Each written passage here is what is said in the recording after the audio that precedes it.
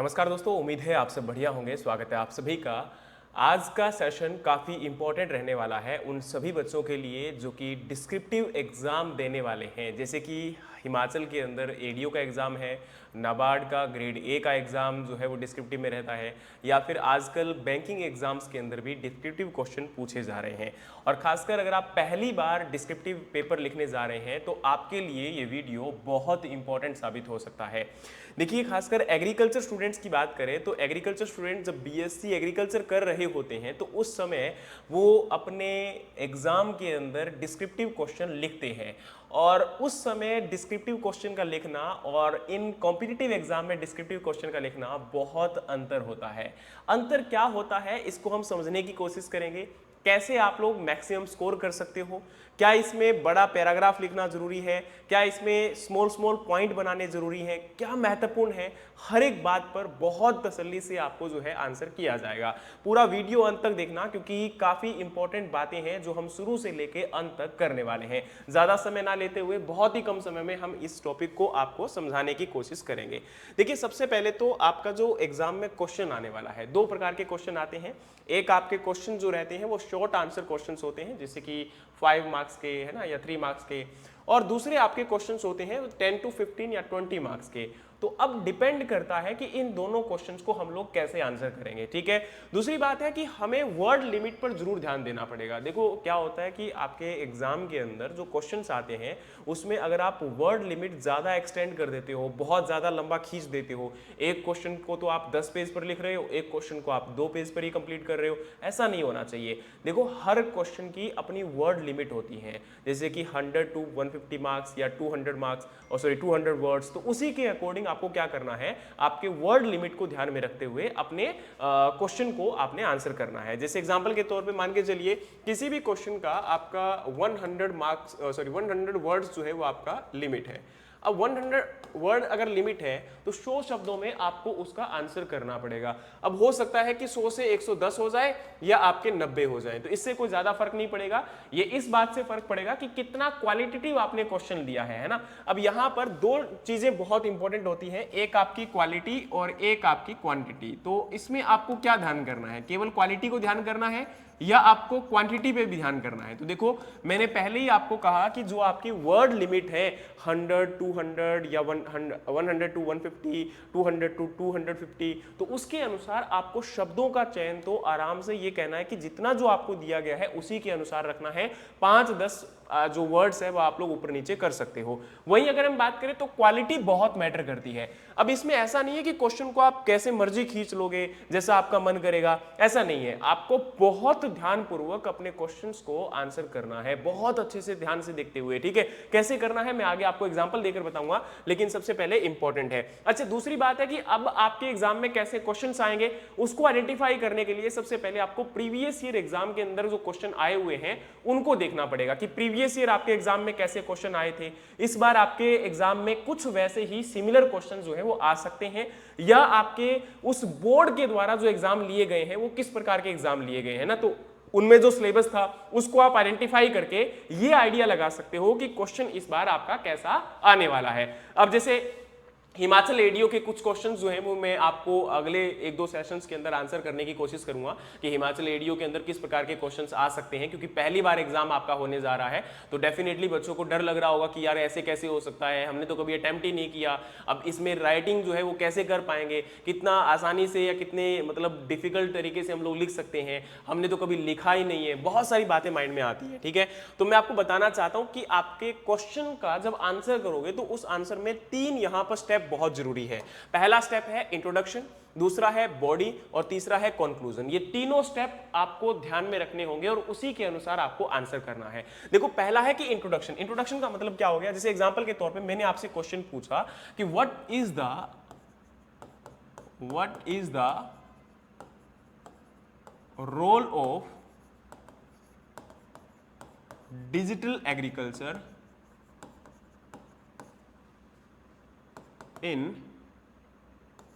Agriculture improvement या agriculture productivity को increase करने के लिए कुछ भी यहाँ पर आपका हो सकता है। मतलब सिंपल सा फंडा है कि इंडियन एग्रीकल्चर में डिजिटल एग्रीकल्चर का क्या रोल हो सकता है, या एग्रीकल्चर प्रोडक्टिविटी को इंक्रीज करने के लिए डिजिटल एग्रीकल्चर कैसे इंपॉर्टेंट रोल प्ले कर सकता है। तो अब इसमें क्या करना होगा, जैसे इस क्वेश्चन का मेरे को आंसर करना है, तो यहां पर याद रखना, जैसे मान के चलिए आपके 100 शब्द अगर लिखने हैं, 100 वर्ड्स में अगर मुझे आंसर करना है, तो अब क्या करना होगा कि पहले जो आपके 10 to 20 वर्ड्स हैं वो आपके क्या होने चाहिए, इंट्रोडक्शन में होने चाहिए। मतलब आपका डिजिटल एग्रीकल्चर क्या है, इसका इंट्रोडक्शन आपको देना है कि what do you mean by digital agriculture. ठीक है, तो अब यहां पर इसकी डेफिनेशन हो सकती है, या ये कह सकते हो कि उस पर्टिकुलर कॉन्टेक्स्ट में आप कोई शब्द लिख सकते हो, जैसे यहां पर तो डेफिनेशन आप बता सकते हो, या फिर उसके बारे में कॉन्टेक्स्ट दे सकते हो कि इसका मतलब ये होता है, इसको यूज करके, है ना। तो वही बड़ी बात है। फिर आपका नेक्स्ट आता है बॉडी। बॉडी के अंदर क्या होता है कि यहां पर आपको इसके बारे में प्रोज, कॉन्स, एडवांटेज, डिसएडवांटेज, ये सारी जो कहानियां हैं, महाभारत है, वो सारा आपको किस में आएगा, बॉडी में आएगा। और बॉडी के अंदर याद रखना, जो बॉडी आपका परसेंटेज होता है वो लगभग 60% के आसपास, या 60 से लेके 70% जो आपके वर्ड्स होते हैं वो इसी में आते हैं। मतलब लगभग अगर हम बात करें तो 60 से 70 शब्द जो होंगे वो आपकी बॉडी में हो जाएंगे।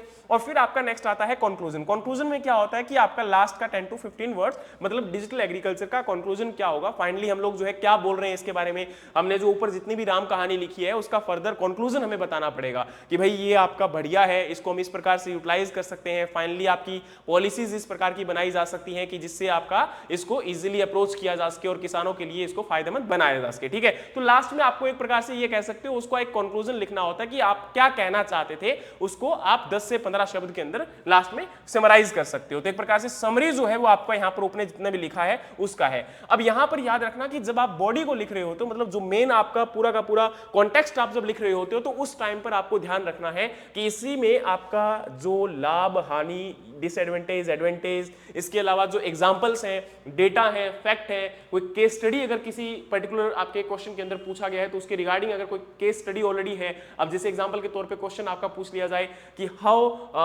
फर्टिलाइजर जो है वो हमारे एग्रीकल्चर को आपका खत्म करते जा रहे हैं, या फिर फर्टिलाइजर के एक्सेस यूज की वजह से कैसे हमारी एग्रीकल्चर जो है प्रोडक्टिविटी डिक्रीज हो रही है, तो उस केस में आप डेटा और फैक्ट को मेंशन कर सकते हो कि भाई फलाने स्टेट के अंदर या फलाने डिस्ट्रिक्ट के अंदर इतना जो है फर्टिलाइजर, इतना आपका जो है पेस्टिसाइड यूज किया जा रहा है जिसकी वजह से ये नुकसान हो रहा है, वहां की कोई स्टडी हुई होगी। अब ऐसा नहीं है कि आप अपनी मर्जी से ये बना लोगे, ध्यान रखना कि आपको उसका कॉन्टेक्स्ट देना होगा, और कॉन्टेक्स्ट हमेशा रियल होना चाहिए, आपका एक्यूरेट होना चाहिए। इसमें अगर किसी प्रकार की कोई मिस्टेक करते हो तो फिर आप लोग यहां पर याद रखना कि आपके मार्क्स काट लिए जाएंगे, इसमें आप बेवकूफ नहीं बनाओगे। और हाँ, एक चीज और याद रखिएगा, यहां पर क्या होता है, जैसे एग्जांपल के तौर पे बच्चे अब क्या करते हैं, आप पूरा का पूरा पैराग्राफ एक शुरुआत में, जैसे मान के चलिए यहां से क्वेश्चन स्टार्ट किया था और इसको लिखते चले गए, लिखते चले गए, लिखते चले गए, ना तो इसमें ये पता चल रहा है कि कौन सा इसमें आपका एडवांटेज है, कौन सा डिसएडवांटेज है, कहां से क्वेश्चन स्टार्ट हुआ है, कहां से क्वेश्चन आपका एंड हो रहा है, आप कहना क्या चाहते थे। अच्छा, कई बार क्या होता है ना, आपने बच्चों को देखा होगा या किसी पर्सन को देखा होगा, वो आपको कोई कहानी को बताना चाहता है कि जैसे एग्जाम्पल के तौर पर उसने कोई कहानी स्टार्ट की, अब उस कहानी को पता नहीं वो किस एंड पर लेकर चला जाता है, समझ में नहीं आता है ना कि अंतिम में वो कहना क्या चाहता था। तो वही बात यहां पर ध्यान रखनी है कि हम जब किसी भी एक सब्जेक्टिव क्वेश्चन का आंसर कर रहे हैं, डिस्क्रिप्टिव क्वेश्चन का आंसर कर रहे हैं, तो उस टाइम पर आपके माइंड में क्लियर होना चाहिए कि आप क्या कहना चाहते हो, आपका एक्चुअली जो कॉन्टेक्स्ट है वो क्या है। अब जैसे हमने पहले इंट्रोडक्शन लिखा, उसके बाद में हमने उसका स्टार्टिंग किया कि भाई ये इस प्रकार से है और इसको हम इस प्रकार से इंप्लीमेंट कर सकते हैं, और इसका ये फायदा हमारे एग्रीकल्चर में हो सकता है, इसका ये नुकसान हो सकता है, और अगर हम इस प्रकार से इस पॉलिसीज को आपका इंप्लीमेंट करते हैं तो आने वाले टाइम के अंदर ये हमें ये फायदा पहुंचा सकता है। अब उसके बाद में लास्ट में उसकी बॉडी हम मेंशन कर देंगे, भाई ये एक प्रकार से एक अच्छी स्कीम है या बढ़िया स्कीम है या बुरी स्कीम है, या एक अच्छा स्टेप है, नेगेटिव स्टेप है, और इससे ये नुकसान हो सकता है, इसकी बजाय हम ये करेंगे तो मुझे लगता है कि ज्यादा सूटेबिलिटी होगी। तो ये पूरा इस प्रकार से आप क्वेश्चन को जो है मेंशन कर सकते हो, लेकिन वहां पर आपका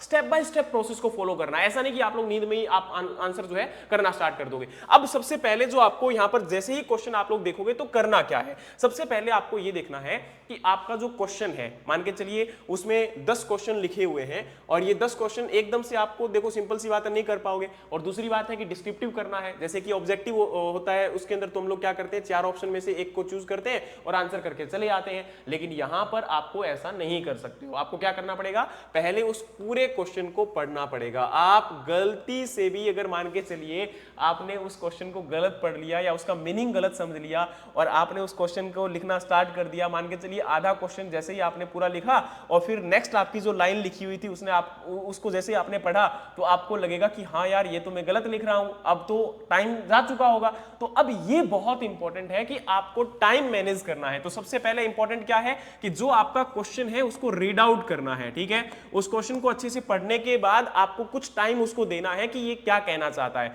अब एक काम करिए, आप एक रफ पेज के ऊपर उसका जो भी क्वेश्चन है उस क्वेश्चन को आप 4 या 5 जो आपके पॉइंट होंगे, 4 to 5 जो पॉइंट्स या टॉपिक उस क्वेश्चन में से बनते हैं उनको लिख लेना है। जैसे एग्जांपल के तौर पे मैंने अभी आपको बताया था कि डिजिटल एग्रीकल्चर इंडियन एग्रीकल्चर में कैसे एक इंपॉर्टेंट रोल प्ले कर सकता है। तो आप क्या करोगे कि सबसे पहले आप क्या लिखना चाहते हो, तो मैं लिखना चाहता हूं कि डिजिटल एग्रीकल्चर क्या है और इसका मतलब ये डेफिनेशन क्या है, और इसमें नेक्स्ट हम आप लिख सकते हो कि डिजिटल एग्रीकल्चर के आप क्या क्या यहाँ पर कंपोनेंट है। जैसे एग्जाम्पल के तौर पर सैटेलाइट है या रिमोट सेंसिंग है ना, तो जीपीएस, जीआईएस, ये सब आपके क्या है कंपोनेंट है। और आज ऐसी कौन कौन सी एप्लीकेशन है, तो वहां पर एग्जांपल भी आप लोग मेंशन कर सकते हो कि भाई प्रेजेंट टाइम में ऐसी कौन कौन सी एप्लीकेशन है जो आपकी रन की जा रही है, ऐसे कौन कौन सी डिवाइस है जिनको यूज किया जा रहा है, जैसे कि ड्रोन को हम लोग आज यूज कर पा रहे हैं ना, तो ये सब आप वहां पर मेंशन कर सकते हो। तो मैं एग्जांपल मेंशन करना चाहता हूं।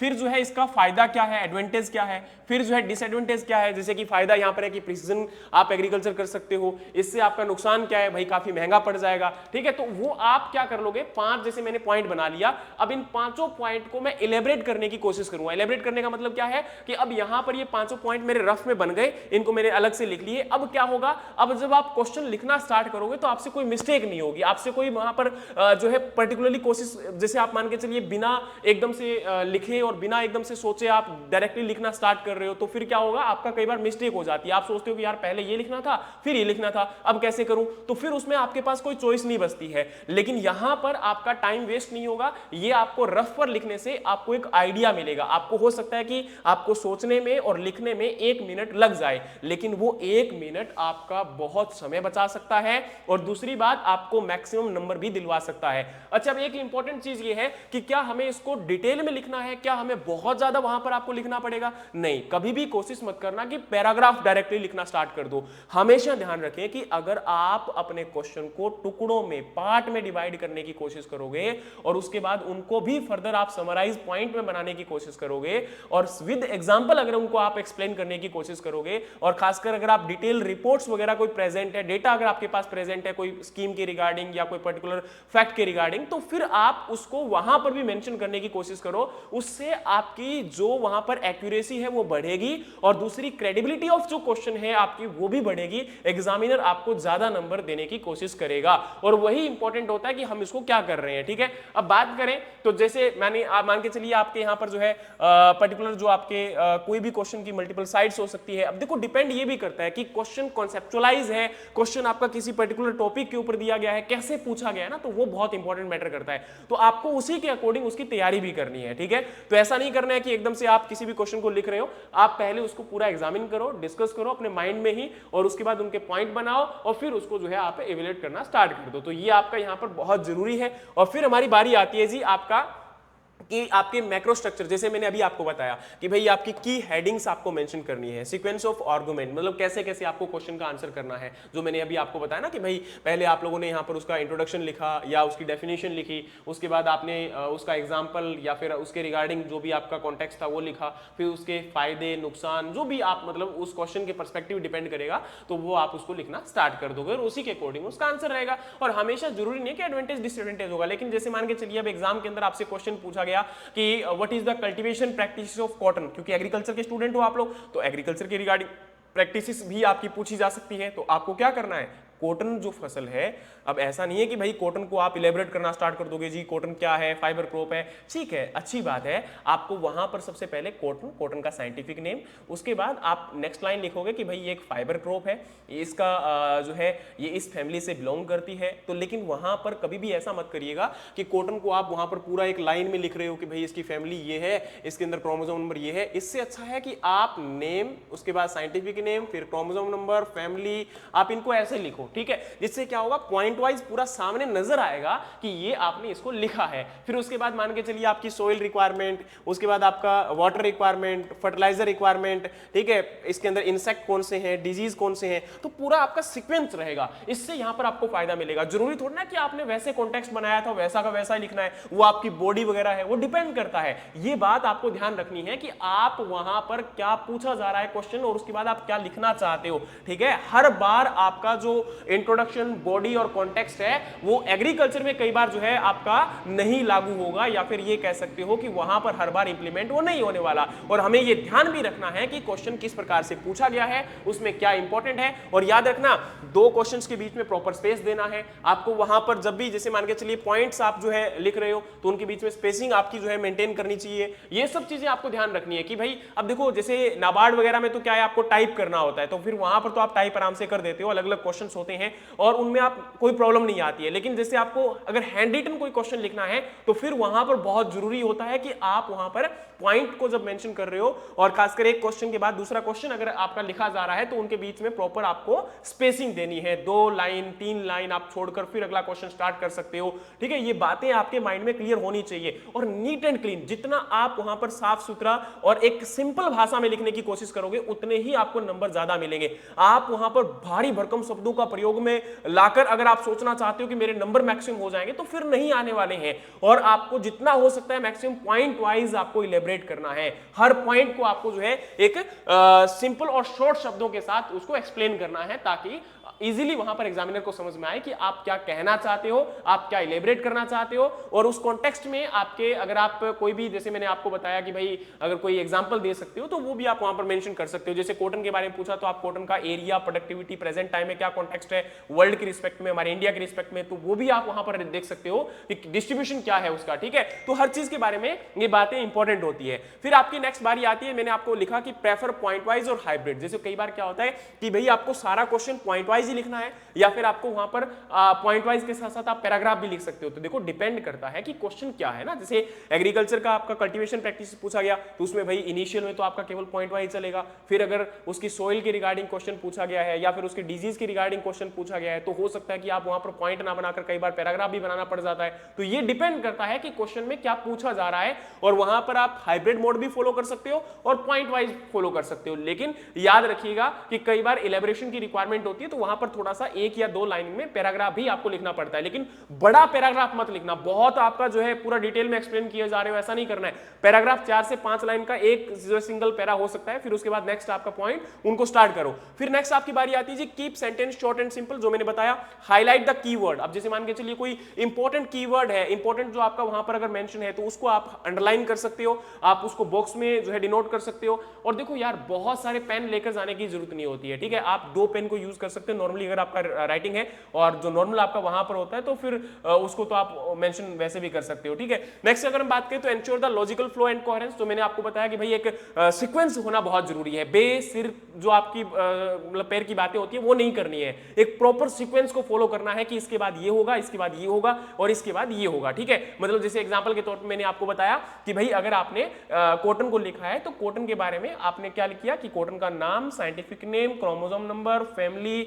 उनको डिटेल में एक्सप्लेन कर दिया। अब उसका एरिया, डिस्ट्रीब्यूशन क्या है आपके इंडिया में, वर्ल्ड में, उसको आपने मेंशन कर दिया। फिर उसके बाद आप सॉइल टाइप या फिर उसकी बॉटनी या फिर उसके बाद में नेक्स्ट आपका कल्टीवेशन प्रैक्टिस में लैंड को प्रिपेयर करने का टिलेज क्या करते हैं, और नेक्स्ट आपका जो है उसमें इरिगेशन कितना यानी पानी कितना देना है। फिर हम लोग उसमें इंटरकल्चरल प्रैक्टिसेस कौन कौन सी कर सकते हैं, फर्टिलाइजर एप्लीकेशन क्या कर सकते हैं, डिजीज कैसे मैनेज कर सकते हैं, पेस्ट कैसे मैनेज कर सकते हैं, हार्वेस्टिंग कैसे करते हैं, स्टोरेज कैसे करते हैं, प्रिक्योरमेंट कैसे करते हैं, क्या उसका यूज करते हैं, पोस्ट हार्वेस्टिंग प्रोसेसेस कौन सी फॉलो की जाती है, उसमें हम लोग जो है आपका अब डिपेंड ये भी करेगा कि क्वेश्चन जो है वो कितने नंबर का है। 5 नंबर के क्वेश्चन में आप सारी बातें नहीं मेंशन कर सकते हो, फिर वहां पर केवल कल्टीवेशन प्रैक्टिस में आपको जो है हार्वेस्टिंग तक ही मेंशन करना होगा, वो भी बिल्कुल छोटे छोटे पॉइंट्स के अंदर। और अगर आपका 10 नंबर का या 20 नंबर का क्वेश्चन है तो फिर आपको पूरा इलेबोरेट करना पड़ेगा, पोस्ट हार्वेस्टिंग जो है प्रोसेस भी उसमें मेंशन करनी पड़ेगी। और आप अपने इंडियन जो इंस्टीट्यूट्स हैं उनको भी मेंशन कर सकते हो, जैसे कॉटन कॉर्पोरेशन ऑफ इंडिया है। तो मतलब आपको क्वेश्चन के अकॉर्डिंग वहां पर इलेबोरेशन को डिपेंड डिपेंड करेगा कि कितना करना है कितना नहीं करना है, और वर्ड्स जो लिमिट है उनके अंदर आपको अपना आंसर करना पड़ेगा। अगर आप ज्यादा एक्सप्लेन करोगे तो फिर आप ये मत सोचिएगा कि नंबर ज्यादा मिलेगा, वहां पर नंबर आपके कट भी सकते हैं, ठीक है। तो ये बात बहुत जरूरी है, क्योंकि वही तो देखना चाहते हैं कि भाई ये पर्सन जो है वो कितनी अच्छी एक समझ रखता है एक चीज को इलेबोरेट करने में, क्योंकि आपके पास कई बार जो है बहुत कम समय में बहुत अच्छा डिसीजन लेना पड़ता है ना। तो आप अगर डिसीजन कम समय में बुरा ले लोगे तो फिर कैसे आप ऑफिसर हो, तो वो एक ध्यान रखने वाली बात होती है, ठीक है।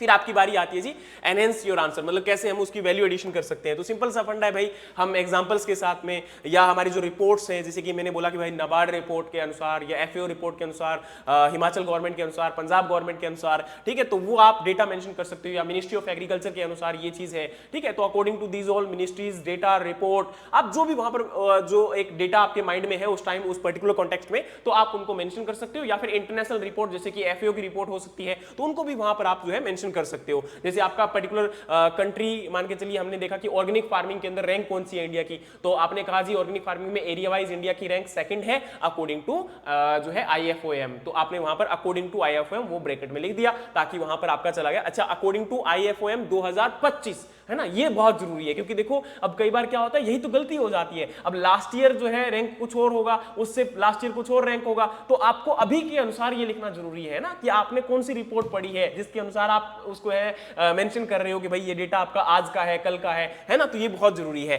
प्रिपरेशन ए लिस्ट ऑफ, अब जैसे मैंने अभी आपको बताया था कि भाई आप कीवर्ड्स की जो है लिस्ट बना लीजिए, आपके क्वेश्चंस को मतलब मान के चलिए कोई एक थीम माइंड में बन जाती है ना कि भाई मैं ये इस प्रकार से लिखना चाहता हूं, और पूरा कॉन्टेक्स्ट आपके माइंड में आ जाता है, तो उसको आप पूरा फॉलो करते हुए अपने क्वेश्चन को आंसर करना स्टार्ट कर दीजिए, ठीक है। तो वहां पर आपके गलती होने के जो चांसेस होते हैं वो बिल्कुल कम हो जाते हैं, उसमें किसी प्रकार से आपको कोई दिक्कत नहीं आती है। अब बारी आती है जी नेक्स्ट आपकी इंप्रूव विद द प्रैक्टिस। अब देखो सबसे ज्यादा जरूरी है कि आपको ये तो पता चल गया कि क्वेश्चन को लिखना कैसे है, लेकिन अब सबसे ज्यादा इंपॉर्टेंट है कि आप प्रैक्टिस आज से ही स्टार्ट करो। जितना आप प्रैक्टिस करोगे, मैक्सिमम प्रैक्टिस करोगे, उतना ही आपको फायदा होगा। 2 से 3 क्वेश्चन, वो भी आपके ऐसे टाइप 10 से 20 नंबर के जो क्वेश्चन होते हैं जिसमें आपके 150 से 200 शब्द या 300 शब्द आपके एक क्वेश्चन में लिखने होते हैं, उन क्वेश्चंस को आज ही आप प्रैक्टिस करना स्टार्ट करो। कम से कम एक दिन के अंदर 2 से 3 क्वेश्चन को प्रैक्टिस करो, ताकि आपको ये आइडिया हो जाए कि वाकई में क्या मैं लिख पाता हूं उतना। और जहां भी आपको लगता है कि भाई सर मैं इतना लिख पा रहा हूं नहीं लिख पा रहा हूं, तो आपके सीनियर्स होंगे, आपके टीचर होंगे, या आपके जो भी मतलब मेंटर्स होंगे, तो उनको आप दिखा सकते हो, आप हमें भी भेज सकते हो कि सर मैंने ये लिखा था, बताइए क्या ये कॉन्टेक्स्ट में सही है कि नहीं है ना। तो वो बहुत इंपॉर्टेंट होता है। लेकिन सबसे ज्यादा इंपॉर्टेंट है कि आप प्रैक्टिस जितना करोगे उतना ही आपको फायदा होगा। और साथ में आजकल बहुत सारे एडिटोरियल हमारे एग्रीकल्चर के रिगार्डिंग आते हैं, जैसे कि कुछ एडिटोरियल जो है एग्रीकल्चर स्पेसिफिक ही होते हैं, जैसे डिजिटल एग्रीकल्चर का आ गया, सॉइल हेल्थ कार्ड का आ गया, तो उनको आप पढ़ते रहिए, उनको आप लिखते रहिए, उनको आप याद करते रहिए, उनको आप समझते रहिए। मतलब उसके रिगार्डिंग जैसे कई बार फैक्ट आ जाते हैं तो फैक्ट को मेंशन कर लीजिए अलग से, और आप उनको पढ़ोगे तो आपको एक आइडिया होगा कि यार कैसे लिखा जा सकता है, उन्होंने इस आर्टिकल को कैसे लिखा है। तो वही बातें आप दोहरा भी सकते हो आपके अपने क्वेश्चन के अंदर, वहां से आपको आइडिया मिल जाते हैं। कई बार 1-2 लाइन पॉइंट आपको मिल जाते हैं, तो वो आपको हेल्प करते हैं, ठीक है। और जो मैंने आपको कहा कि आपके टीचर, मेंटर या फिर आपके सीनियर से आपको हेल्प मिल जाएगी, भाई आप उनको दिखा दीजिए, वो आपको गलतियां बता देंगे। अच्छा, ग्रामेटिकल मिस्टेक कम से कम करिएगा, ग्रामेटिकल मिस्टेक आपकी बिल्कुल भी नहीं होनी चाहिए, क्योंकि ग्रामेटिकल मिस्टेक बहुत ज्यादा आपकी जो है मायने रखती है। क्वेश्चन को आप मतलब शॉर्ट रखोगे कोई दिक्कत नहीं है, सिंपल रखोगे कोई दिक्कत नहीं है, लैंग्वेज आपकी सिंपल होगी चलेगा। आपके जो यहां पर कहते हैं ना कि वर्डिंग अगर हमारी जो है वो बहुत नॉर्मल है, उसमें मतलब बहुत ज्यादा भारी भारी भरकम शब्दों का प्रयोग में नहीं किया गया, तो भी कोई दिक्कत नहीं है, लेकिन उसमें ग्रामेटिकल मिस्टेक आपकी कम से कम होनी चाहिए, ठीक है। वहीं अगर हम बात करें तो आपको क्या करना है और क्या नहीं करना है, तो मैंने क्या कहा कि आपको क्वेश्चन की डिमांड को फोकस करना है, क्या क्वेश्चन में पूछा गया है उसी के अनुसार आपको आंसर करना है। ऐसे नहीं कि आप बेसिक जो है पैर की बातें कर रहे हो और इधर उधर के कुछ भी लिख दिया, ऐसा नहीं करना है। दूसरा, आपको वर्ड लिमिट पे स्टिक रहना है, और क्लियर और कॉन्साइज, मतलब क्या आप कहना चाहते हो, मीनिंग आपका क्लियर होना चाहिए, और एग्जाम्पल और डेटा के साथ अगर आप डेटा को सपोर्ट कर सकते हो, क्लेम कर सकते हो, तो वो बहुत बढ़िया बात रहेगी, ठीक है। और जैसे कि मैंने कहा कि जनरलाइज, देखो एक डायरेक्टली होता है ना, कई बार आप जब एग्जाम में क्वेश्चन लिखते होते थे बीएससी के दौरान, तो आप क्या करते थे जनरलाइज तौर पर कि सर ये होता था, टीले से ये हो जाता था, फिर उसको ये हो जाता था, फिर ये हो जाता था, मतलब उसको एक सिंगल लाइन को आप 10 बार पता नहीं अलग अलग से तरीके से लिखकर और उसी को सेम दोहराते रहते थे, तो उससे आपका नंबर कट जाएगा। अगर आपने ऐसा किया 1 या 2 बार, तो आपका डायरेक्टली ये समझना कि आपको एक नंबर नहीं मिलने वाला। आपने पहले 2-3 क्वेश्चंस में ये मिस्टेक कर दी, तो अगले वाले तो शायद आपके चेक भी ना हो, चाहे आपने कितने अच्छे भी लिखे हो, तो वो बहुत इंपॉर्टेंट है। नेक्स्ट आपका है डू नॉट ओवरराइट और stretch beyond the word limit. तो मैंने आपको कहा कि वर्ड लिमिट के ऊपर आपको स्टिक रहना है। 100 से 150 लिखा है तो वहां पर 150 से आपके 160 हो सकते हैं, लेकिन 170 या 180 या 200 मत चले जाना, या 100 है तो वहां पर आपके 90 हो सकते हैं या 110 हो सकते हैं, लेकिन आप बिल्कुल कम मत कर देना और बिल्कुल ज्यादा भी मत कर देना, ठीक है। नेक्स्ट आपका है do not ornamental language unnecessary. मतलब जैसे कई बार होता है ना कि हम बिना मतलब के उसमें लाइनें ऐड करते रहते हैं जो मतलब उस पर्टिकुलर पॉइंट के कॉन्टेक्स्ट में भी नहीं है, लेकिन फिर भी हम लोग वहां पर लिख रहे हैं, तो उसका कोई मीनिंग नहीं है। आप ये मत समझना कि भाई उसका फायदा आपको हो जाएगा या फिर नंबर आपको मिल जाएंगे, आपकी एक्स्ट्रा नॉलेज की रिक्वायरमेंट उनको नहीं है। जो पूछा गया है उसी के रिगार्डिंग आप आंसर करने की कोशिश करिए, ये बहुत जरूरी है। नेक्स्ट आपका है कंक्लूजन। तो कंक्लूजन में हम बात करें तो देखो सिंपल सी बात है, गुड राइटिंग, अब यहां पर इस लाइन को याद रखना, good writing is not about writing more but writing the right. मतलब क्या आपको यहां पर लिखना है, तो राइटिंग का मतलब है, लिखने का मतलब है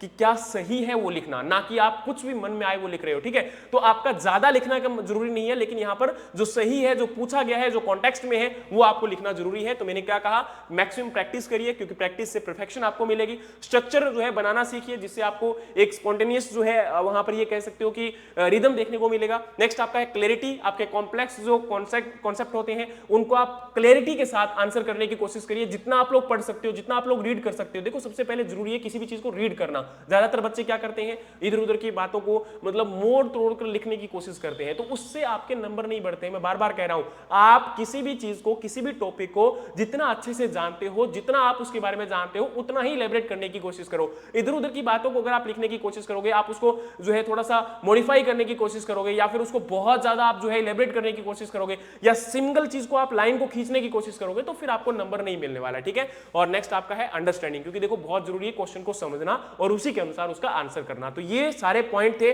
जो हमें आज के कॉन्टेक्स्ट में, अगर आप डिस्क्रिप्टिव आंसर लिखना चाहते हो, खासकर एग्रीकल्चर के स्टूडेंट्स के लिए मैं बात कर रहा हूं, तो आप इन चीजों को ध्यान में रखकर अपने आंसर्स कर सकते हो। और ये सब बच्चों के लिए एक प्रकार से ये कह सकते हो, चाहे किसी भी एग्जाम में आप डिस्क्रिप्टिव क्वेश्चन लिखने की कोशिश कर रहे हो, चाहे वो आपके ये कह सकते हो कि आपका एआरएस का एग्जाम है, या फिर अभी प्रेजेंट टाइम में एडीओ का एग्जाम है, या फिर एचडीओ का एग्जाम है, कोई भी एग्जाम है, चाहे वो हरियाणा है, पंजाब है, यूपी है, सेंटर का एग्जाम है, कहीं का भी है, लेकिन आप इन लाइनों को, इन पॉइंट को अगर ध्यान रखते हो तो आप आराम से किसी भी क्वेश्चन का आंसर कर सकते हो। बाकी अगर अब भी किसी बच्चे को डाउट है तो आप कमेंट बॉक्स में कमेंट कर दीजिएगा। नेक्स्ट हम वीडियोस में और अच्छे से इलेबरेट करने की कोशिश करेंगे कि आप कैसे आंसर्स कर सकते हो। उम्मीद है कि वीडियो आपको पसंद आया होगा। इसी प्रकार के और वीडियोस के लिए हमारे चैनल को फॉलो कर लीजिएगा। मिलते हैं नेक्स्ट किसी और टॉपिक के साथ, तब तक के लिए जय हिंद, जय भारत, जय जवान, जय किसान।